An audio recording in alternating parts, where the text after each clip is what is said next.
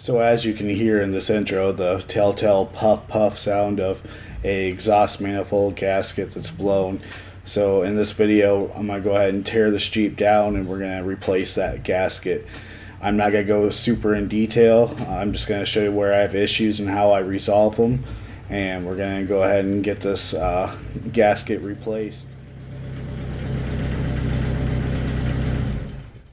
Okay, so the first thing we're going to do is remove this air box. See a flathead screwdriver.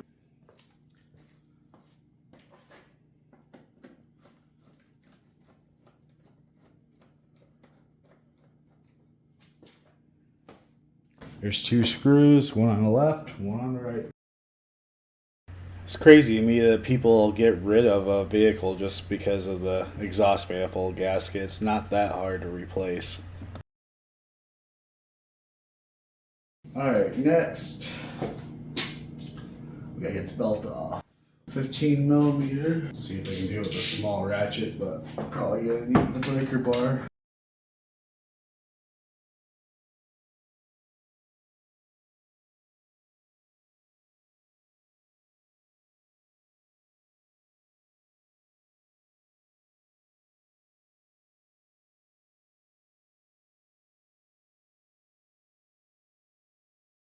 Alright, so I'm gonna catch you guys up. So we got the belt off.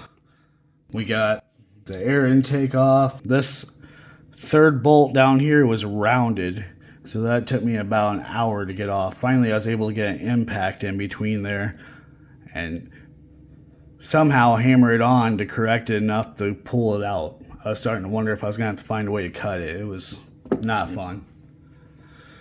So anyway, now I'm gonna go ahead and get this fuel rail disconnected, start labeling and removing all these electrical plugs, and then we'll start working on the intake and then the manifold. I'll keep you updated. So since this is the first time I've done this, I'm gonna go ahead and label it with tape and mark everything and number everything so I know where all these plugs go back to. Alright, so I got everything labeled that I want to label. I got all these vacuum lines off and labeled.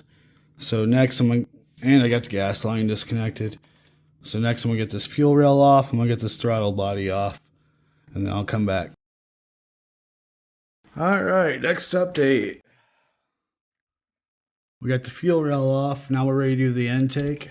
I think I'm gonna do the two bolts underneath here first, and the bolts on the collector down below, and then I'll come up work on these.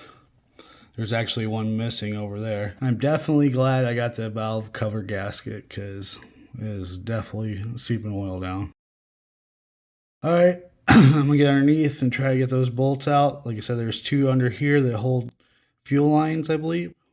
And then there should be two on the collector. I'll be back after I get that done. Alright guys, I'm gonna end up calling it a night. I got a bunch of gas I spilled. I gotta cut those bolts off on the donut gasket. So I'm gonna let it dry up and evaporate tonight. But I did get the intake off. All the manifold bolts are loose. They're ready to pull out. They're hand tight right now. So tomorrow we should be able to get it off. We'll get all this cleaned up. I gotta get a bolt kit and we'll start getting it back together. Alright, day 3. All we got left on there is the manifold. We're going to go ahead and cut it off down at the donut collector and then get that off of there. Then we'll compare it with our new one, see if we need to do any alterations, and finally start getting this put back together. I think I got a total of maybe 3 hours in this so far. And that's with the hour working on that pulley for the power steering and that one bolt that was rounded off. So let's get to it. Alright, so you can definitely see over here it was blowing right past the gasket, and there's a really good reason for that right here on this hole. The rest of the manifold looks fine. There is no cracks or anything. This manifold's actually fine. But the reason is right there. And I went to go tap that because that bolt was missing and it's broke off in there. So I'm going to have to order a 90-degree drill and the right bit and re-tap that. So that's going to leave this here for at least a day or two. I'll have to see how soon I can get one. So in the meantime, I'm gonna work on cleaning all this up. I'm gonna go ahead and get this gasket here changed. Oh my gosh, I got my phone dirty. So I'm gonna go ahead and do the valve cover gasket. While I'm waiting for that, get all this cleaned up. I actually got fuel injectors coming. So we're gonna end up doing a full tune-up. I got plugs and wires coming, new cap and rotor coming. So in the meantime, I'm gonna get this all cleaned up while we're waiting to get the stuff to repair that. But yeah, one thing I found out is a lot of the bolts were definitely loose. I have a new stud kit, so I'll go ahead and get those new studs in here as well. And as soon as we get that, we'll retap that one, get that one in, and get it back together. Alright, it's a couple days later. I got the tools I need. We're going to go ahead and repair the stud that broke off. We're going to tap and re-drill. I got the bits off of Amazon, and the rest I bought at Harbor Freight. So let's get to it. Okay, so I went ahead and put tape on my drill bit because I only need to drill a little bit to get this studded. I don't have to go very far. I don't want to go any further than I need to. So I went about 1/8 inch past the threads. Alright, so I got everything cleaned up. I got the sealing surface cleaned up, and we're going to get this gasket, get the manifold back on. Stay tuned. Alright, we're going to go ahead and clean this manifold up. I'm going to reuse this one because there's nothing wrong with it. So I can put the other $80 back in the bank.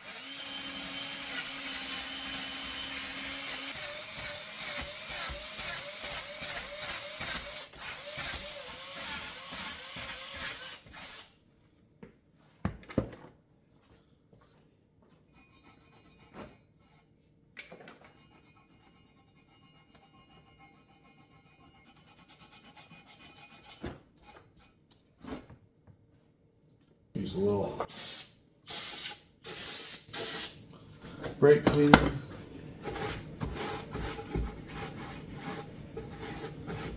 Also, because we're reusing this, we're going to use, where did I put it? We're going to use some copper gasket sealer on both sides of the gasket just to help seal this up. So yeah, we're going to use Permatex Ultra Copper High Heat. We're going to put it on both sides of the gasket.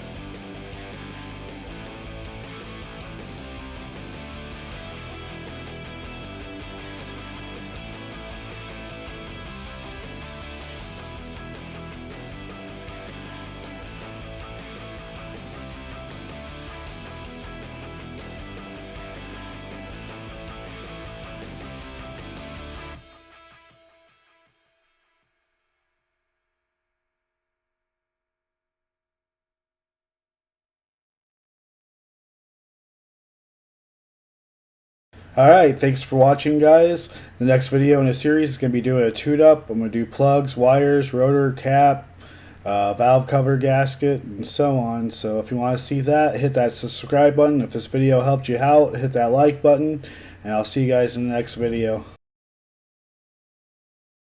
Like and subscribe.